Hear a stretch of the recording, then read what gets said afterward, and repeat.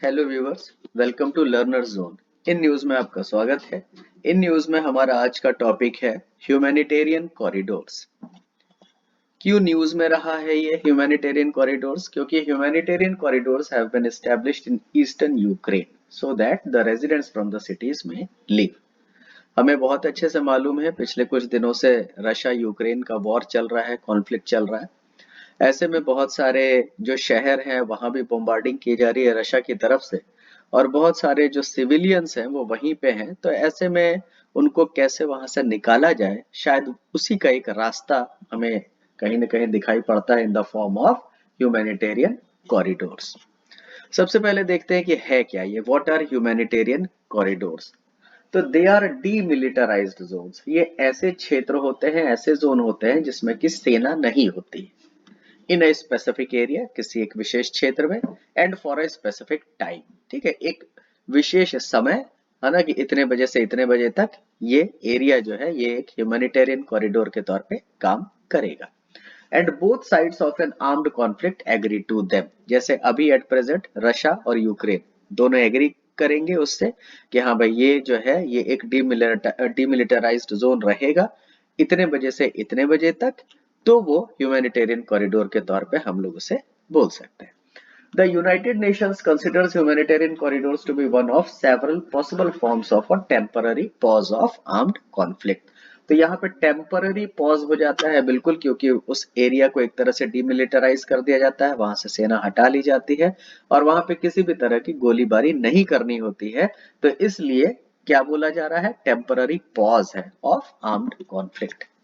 Purpose क्या है इसका, पर्पस ऑफ ह्यूमैनिटेरियन कॉरिडोर्स क्या हो सकता है? तो via these corridors either food and medical aid can be brought to areas of conflict और सिविलियंस कैन बी इवैक्यूएटेड।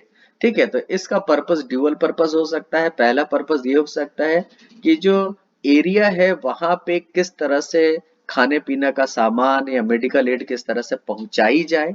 ठीक है, तो ये एक काम हो सकता है इसका। या दूसरा ये हो सकता है कि इस एरिया के थ्रू या इस गलियारे या इस ह्यूमैनिटेरियन कॉरिडोर के थ्रू लोगों को वहां से निकाला जाए, वहां से बाहर निकाला जाए। ठीक है, इवैक्यूएशन किया जाए।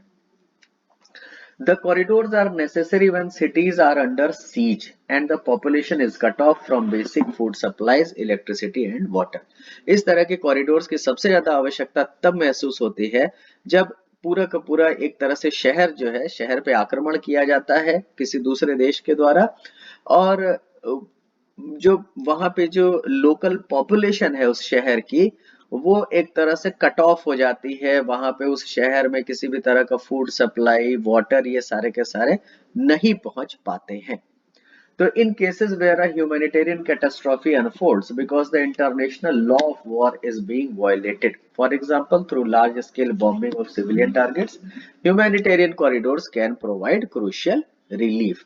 तो आमतौर पे जहां पे बहुत भीषण बमबारी जैसे अभी रशिया यूक्रेन के कुछ शहरों पे कर रहा है, तो ऐसे में ये ह्यूमैनिटेरियन कॉरिडोर्स जो है एक क्रूशियल रिलीफ वहां के लोगों के लिए लाने में कामयाब या कारगर साबित हो सकते हैं।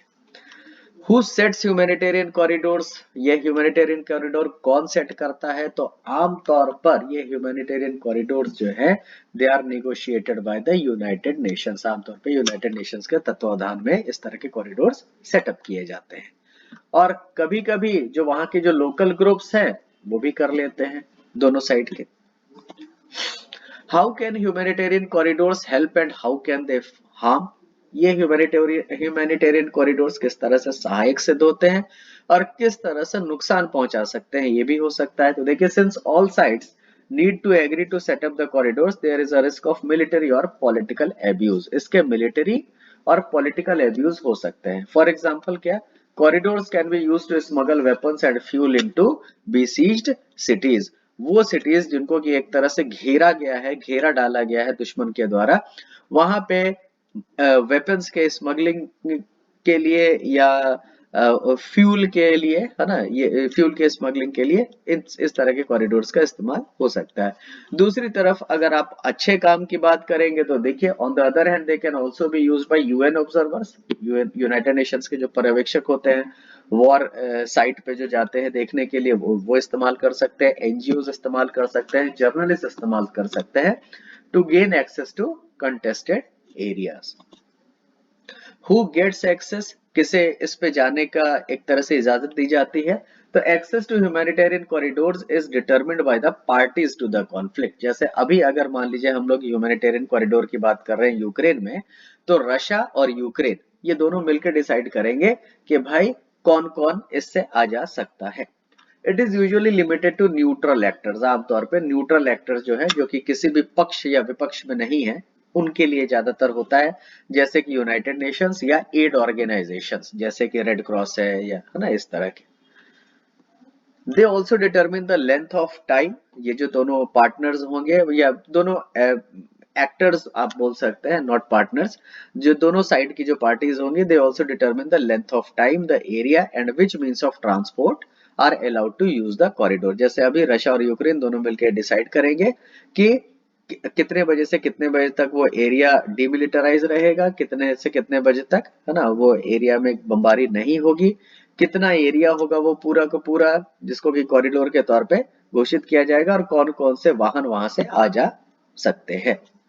कुछ ऐसे एग्जांपल्स हम लोग देख लेते हैं। कोई पहली बार ये ह्यूमैनिटेरियन कॉरिडोर नहीं डिक्लेयर किया गया है ईस्टर्न यूक्रेन में, बल्कि पहले भी कई बार ये ह्यूमैनिटेरियन कॉरिडोर्स डिक्लेयर किए गए हैं, अलग अलग वॉर्स में अलग अलग टाइम पे। जैसे अगर आप देखें कि 1938 से 1939 इसके बीच में जो जीविश चिल्ड्रन थे, Jewish children were evacuated to the United Kingdom from areas under Nazi control. ठीक है, जो नाजी कंट्रोल के अंडर में जो भी एरिया था वहां से जीविश बच्चों को निकाला गया और ले जाके कहाँ ले जाया गया, यूनाइटेड किंगडम। इसके अलावा और भी हमारे पास एग्जांपल्स है। Humanitarian corridors were also created during 1992 to 1995 siege of Sarajevo, Bosnia, और 2018 में अभी रिसेंट एग्जांपल है हमारे पास 2018 evacuation of Ghouta in Syria. तो ये था हमारा इंफॉर्मेशन आपके लिए ह्यूमैनिटेरियन कॉरिडोर्स पे। अगर आपको जानकारी अच्छी लगी हो तो प्लीज लाइक, शेयर और सब्सक्राइब करें। Thank you.